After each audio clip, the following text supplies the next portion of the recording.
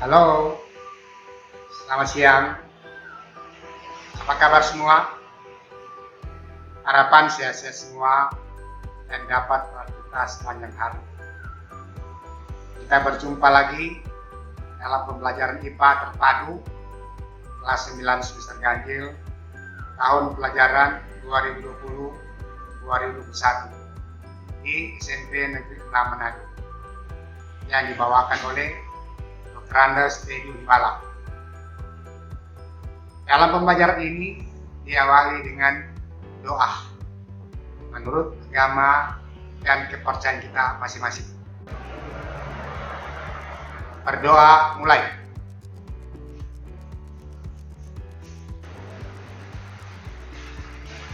Berdoa selesai. Sekarang kita masuk dalam pembelajaran siang hari ini dengan pembahasan tentang perkembangbiakan pada tumbuhan. Kita akan belajar sesuai dengan pembelajaran. Yang pertama, menjelaskan perkembangbiakan vegetatif pada tumbuhan. Dua, menjelaskan perkembangbiakan generatif pada tumbuhan. Ketiga, menjelaskan perbedaan perkembangbiakan vegetatif dan perkembangbiakan generatif pada tumbuhan. Keempat, memberikan contoh dalam lingkungan sehari-hari dalam perkembangbiakan vegetatif dan perkembangbiakan generatif pada tumbuhan. Yang pertama, perkembangbiakan vegetatif pada tumbuhan. Perkembangbiakan vegetatif atau disebut dengan aseksual pada tumbuhan adalah perbanyakan tumbuhan tanpa melewati proses fertilisasi atau tanpa perburuan sel kelamin jantan dan sel kelamin betina, dan menggunakan bagian tubuh tumbuhan untuk menghasilkan tumbuhan baru. Tumbuhan dapat berkembang biak dengan menggunakan bagian tumbuhan seperti akar, batang, ataupun daun. Keturunan yang dihasilkan dari perkembangbiakan vegetatif memiliki sifat atau karakter yang sama dengan sifat hidup. Kita masuk bagian A, perkembangbiakan vegetatif alami. Tumbuhan yang dapat berkembang biak dengan bagian tubuhnya tanpa bantuan manusia, contoh bilapis pada tumbuhan bawang merah, umbi batang pada tumbuhan kentang, rizoma pada tumbuhan kunyit, stolon pada tumbuhan stroberi, kuncup apenti daun pada tumbuhan cocor bebek. Sekarang kita perhatikan gambar di samping. Kita baca pada gambar tersebut nama tumbuhan dan jenis perkembangbiakan vegetatif dan gambar tumbuhan dengan perkembangbiakan vegetatif.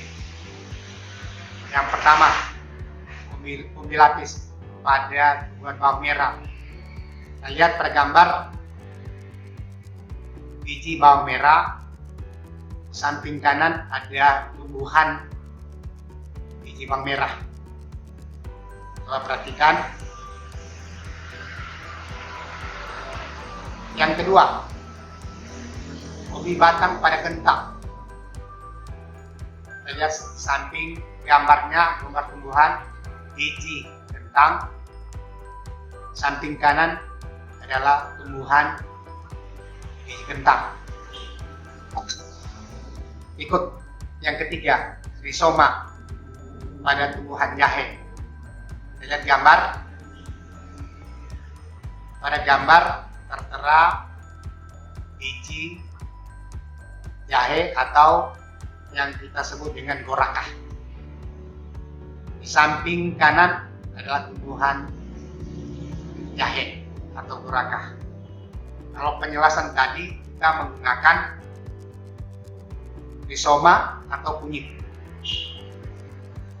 Dalam gambar ditampilkan gambar tumbuhan jahe atau yang kita sebut gorakah. Keempat, tumbuhan tunas pada pisang. Kita lihat gambar ada buah pisang, dan di samping kanan ada tumbuhan pisang. Kalau penjelasan tadi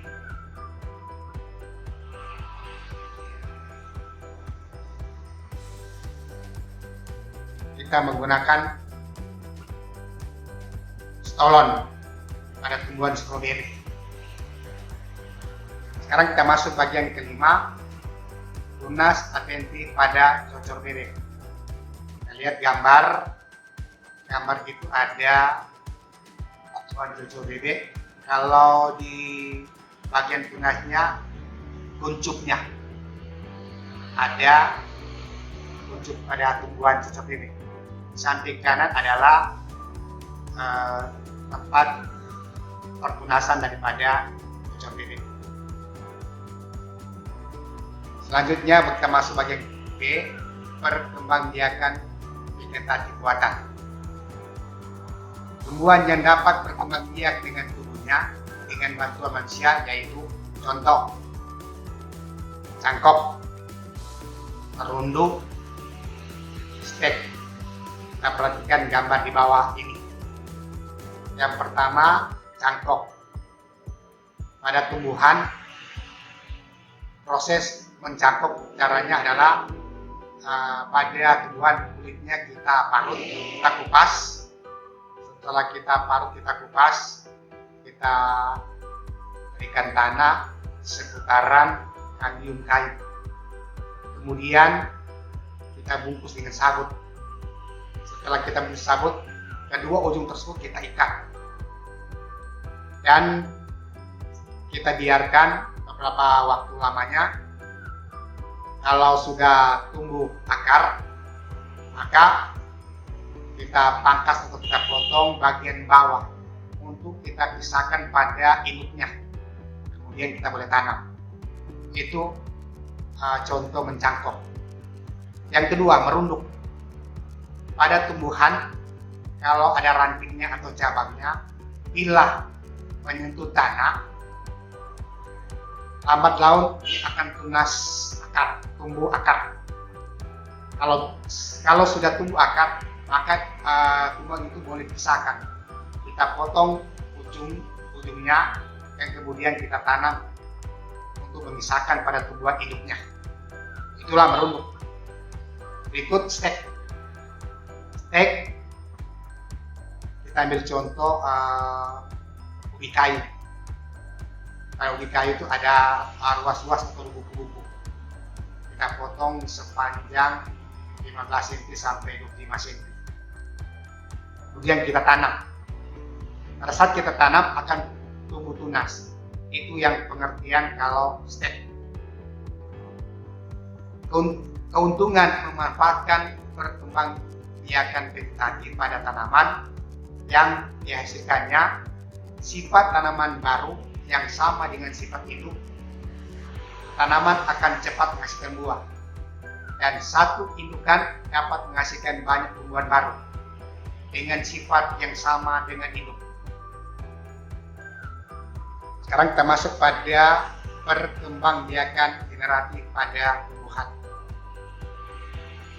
Perkembangbiakan generatif atau seksual pada tumbuhan adalah perkembangbiakan yang melibatkan sel kelamin, yaitu sel sperma dan sel telur, serta melalui proses fertilisasi, peleburan inti sel sperma dan inti sel telur untuk membentuk sigot. Sigot akan tumbuh dan berkembang menjadi individu baru. Perkembangbiakan generatif membutuhkan dua induk, yaitu induk jantan dan betina. Dua jenis sel kelamin yang disebut gamet dihasilkan dari organ perkembangbiakan kedua induk. Induk jantan menghasilkan gamet jantan, sedangkan induk betina menghasilkan gamet betina.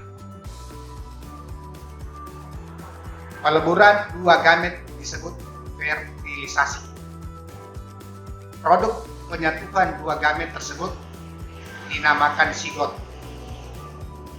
Sigot mengalami pembelahan sel dan akhirnya akan tumbuh menjadi individu baru. Pada perkembangbiakan generatif terjadi peleburan gamet dari kedua induk. Sigot yang terbentuk memiliki sifat-sifat turunan dari kedua induknya. Kita perhatikan gambar di bawah ini. Gambar di bawah ini gambar bunga atau struktur bunga. Dari struktur bunga itu ada bagian-bagian dari bunga tersebut. Mulai dari ada tangkai bunga, dasar bunga, kelopak, ada mahkota bunga, kepala sari, benang sari, kepala putik, tangkai putik, dan bakal biji. Pada tangkai bunga ini atau struktur bunga, saya bertolak pada kepala sari dan kepala putik. Coba kita lihat pada gambar di samping. Perkembangan generatif pertumbuhan. Kita lihat gambar tersebut. Ada benang sari. Coba perhatikan gambar benang sari. Benang sari adalah alat kelamin jantan pada tumbuhan. Berikut pada putik. Pada putik adalah alat kelamin betina pada tumbuhan. Pada kepala putik dan kepala sari ada perkawinan antara kepala putik dengan kepala sari. Pada saat perkawinan maka terbentuklah bakal buah. Bakal buah, dan di dalam bakal buah ada bakal biji. Itulah perkembangbiakan generatif pada tumbuhan. Selanjutnya, perbedaan perkembangbiakan vegetatif dan generatif. Coba perhatikan pada gambar. Kalau perkembangbiakan vegetatif terdiri dari satu induk. Kalau pada generatif terdiri dari dua induk. Berikut sifat keturunan yang dihasilkan identik dengan induknya. Kalau pada vegetatif, kalau generatif, sifat keturunan yang dihasilkan merupakan perpaduan dari induknya. Ikut. Pada vegetatif tidak mengalami peleburan sel kelamin. Kalau generatif mengalami peleburan sel kelamin, yaitu putik dan serbuk sari. Ikut. Pada vegetatif, keturunan yang dihasilkan sedikit dan tidak variatif. Kalau generatif, keturunan yang dihasilkan banyak dan variatif. Berikut vegetatif, calon induk baru dapat berupa tunas, akar, geragi, spora, dan sebagainya. Kalau pada generatif, calon induk baru berupa biji. Berikut, kalau pada vegetatif, proses perkembangbiakannya harus dibantu oleh manusia. Kalau pada generatif, proses perkawinannya dapat dilakukan secara alami. Selanjutnya kita akan masuk pada kesimpulan. Perkembangbiakan pada tumbuhan Angiospermae tumbuh biji tertutup terbagi dua, yaitu vegetatif adalah perkembangbiakan tanpa melibatkan sel kelamin. atau fertilisasi, hanya menggunakan potongan bagian tubuh tumbuhan. Generatif adalah perkembangbiakan secara kawin yang melibatkan sel sperma dan sel telur atau benang sari dan putih. Perkembangbiakan vegetatif maupun generatif ada yang alami dan buatan.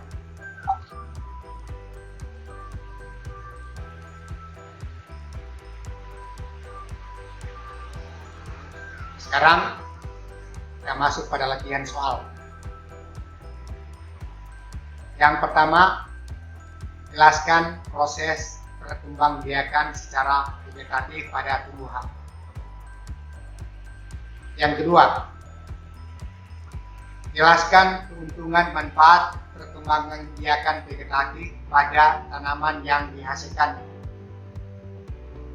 Ketiga, jelaskan proses perkembangbiakan secara generatif pada tumbuhan.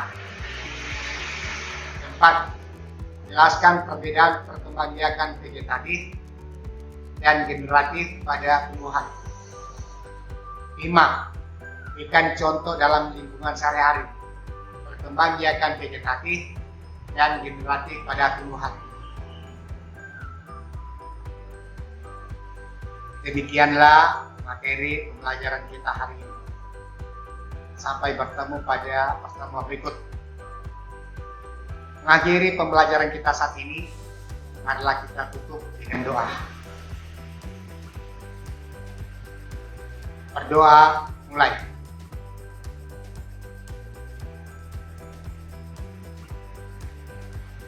Berdoa selesai.